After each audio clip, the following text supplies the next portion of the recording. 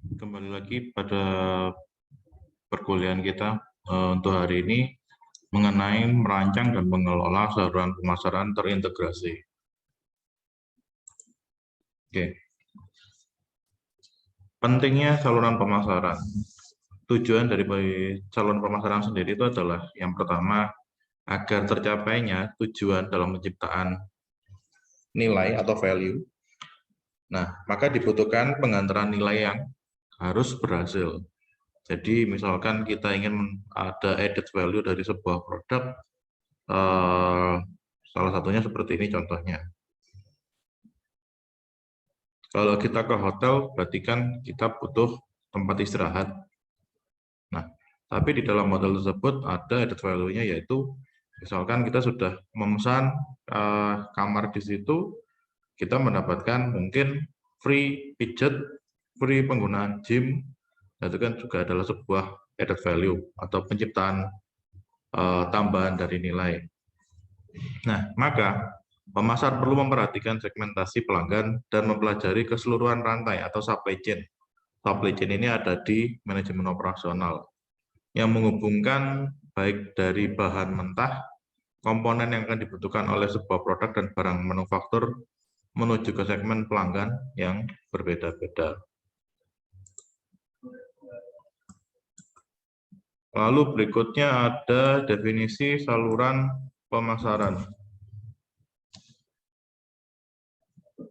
Nah, definisi saluran pemasaran ini adalah sekelompok organisasi yang saling bergantung dan terlibat dalam proses pembuatan produk atau jasa yang disediakan untuk digunakan atau dikonsumsi oleh pengguna akhir atau end user.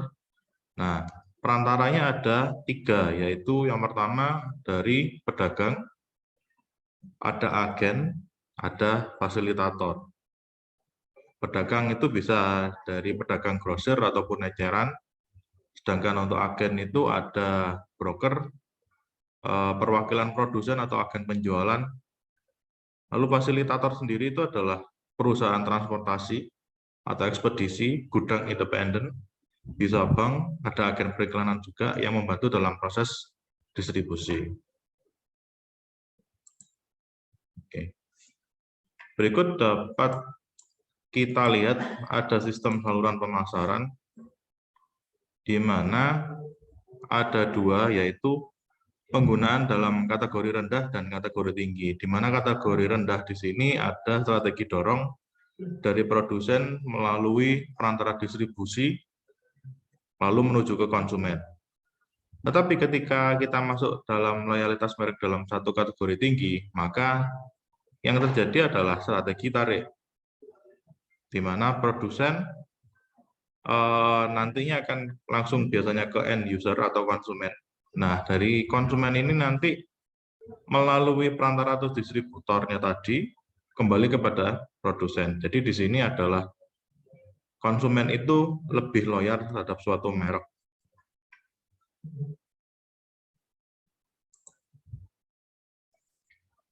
Ada juga namanya saluran pemasaran hibrida.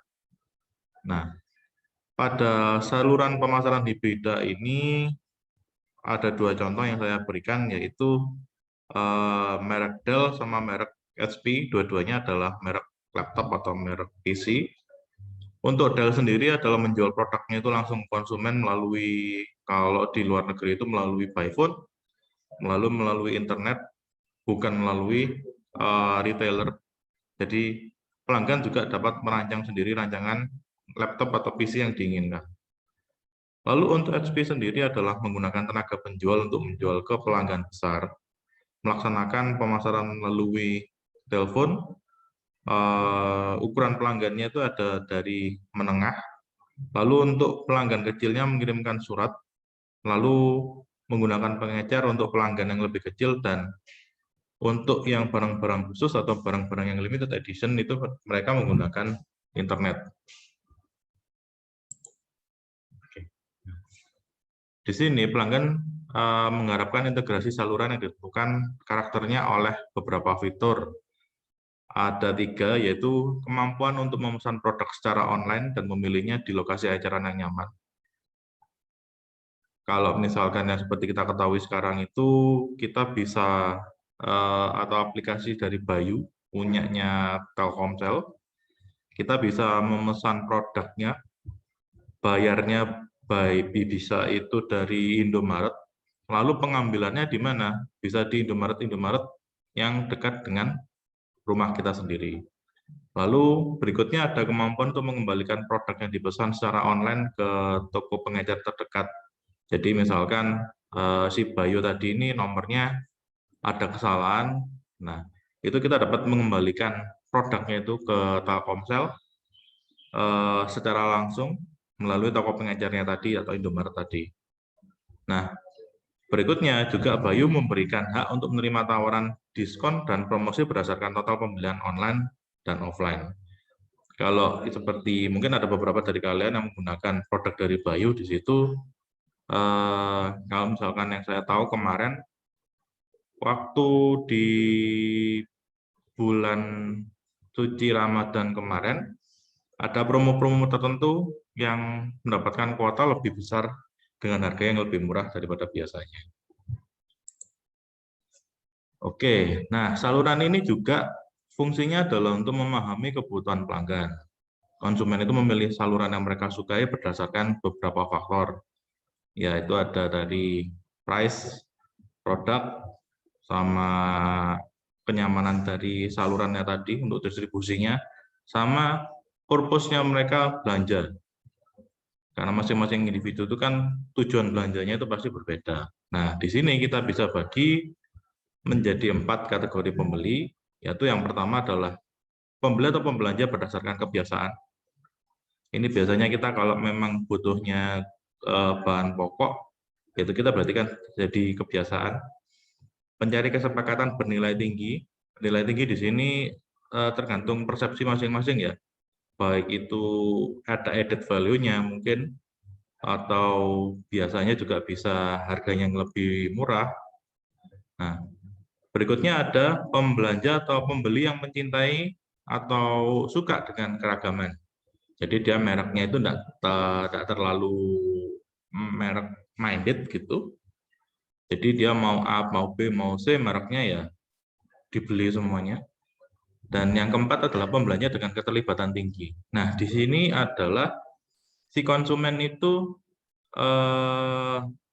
diikutkan dalam suatu event.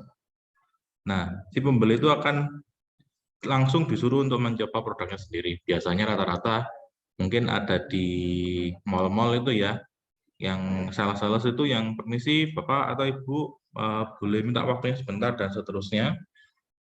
Sampai akhirnya kalau misalkan si calon konsumennya tadi oke, ya dia akan mencoba produknya dan seterusnya kita juga sudah tahu seperti itu. Nah, ini ada beberapa fungsi dari anggota saluran pemasaran. Ada 9, jadi mulai dari mengumpulkan informasi, mengembangkan dan menyebarluaskan komunikasi. Jadi semua yang ada di sini itu adalah intinya komunikasi. Informasi kan juga komunikasi, menyebarluaskan, kesepakatan harga itu kan juga komunikasi. Pemesanan kepada produsen, mendapatkan dana, mengasumsikan risiko, sampai mengawasi perpindahan kepemilikan dari satu organisasi ke organisasi yang lain. Ada juga yang berikutnya fungsi dan aliran salurannya sendiri. Fungsinya itu adalah menggerakkan barang dari produsen ke konsumen atau dari pabrik ke konsumen atau end user. Nah, aliran saluran sendiri itu ada fungsi fisik, ada hak milik, terus ada promosi membentuk aliran aktivitas ke depan dari perusahaan ke pelanggan. Ya, aliran aktivitas ke depan itu dari perusahaan ke pelanggan. Lalu berikutnya ada fungsi pemesanan dan pembayaran pembentuk aliran aktivitas ke belakang, yaitu dari pelanggan ke perusahaan, karena di sini fungsinya si pelanggan itu memesan dulu, lalu nanti akan melakukan pembayaran yang ditujukan kepada perusahaan, dan juga berikutnya ada aliran informasi dan promosi terjadi dalam dua arah, baik aktivitas ke depan maupun ke belakang. Nah, ini ada 5 contoh aliran saluran pemasaran, baik dari aliran fisik, aliran hak milik, aliran pembayaran, aliran informasi, dan berikutnya ada aliran promosi. Ini ada saluran pemasaran konsumen dan industri yang dibedakan dari tingkat 0 sampai tingkat 3. Oke. Tugas kalian adalah mencari contoh masing-masing dari 5 aliran ini. Sebelumnya kalian jelaskan dahulu arti dari aliran fisik hingga aliran promosi, lalu berikan masing-masing contoh minimal 2. Oke. Mungkin itu saja yang bisa saya informasikan. Selebihnya akan kita bicarakan kembali pada grup WhatsApp. Terima kasih, sampai jumpa di pertemuan kita yang berikutnya.